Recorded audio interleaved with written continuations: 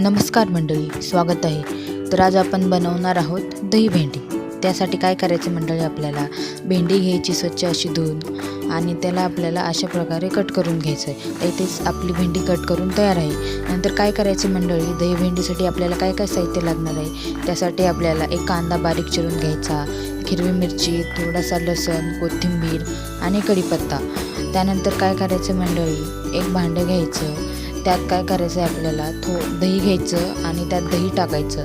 दही टाकल्यानंतर त्यात आपण जे बेसिकचे मसाले टाकायचे आपल्याला, ज्यात की लाल तिखट, धनेपूड, हळदी पावडर, मीठ आणि तुमच्या आवडीनुसार तुम्ही मसाले त्यात कमी जास्त घेऊ शकता. नंतर त्याला मिक्स करायचं.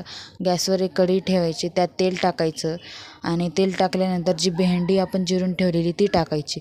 तिला 1 ते 1.5 मिनटं चांगलं असं आपल्याला परतून घ्यायचं आहे. चांगलं परतल्यानंतर त्याला काय करायचं मंडळी, मीठ टाकायचं थोडं आणि परत त्याला चांगलं 1 ते 1.5 मिनटं असं परतून घ्यायचं.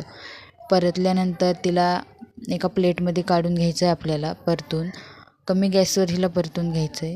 हे बघा, इथे आपली भेंडी परतून तयार आहे. तिला एका भांड्यात काढून घेतल्यानंतर त्या कढईत आपल्याला 2 चमचे तेल टाकायचं. तेल कडकडीत असं गरम झाल्यानंतर त्यात जिरे आणि मोहरी टाकायची.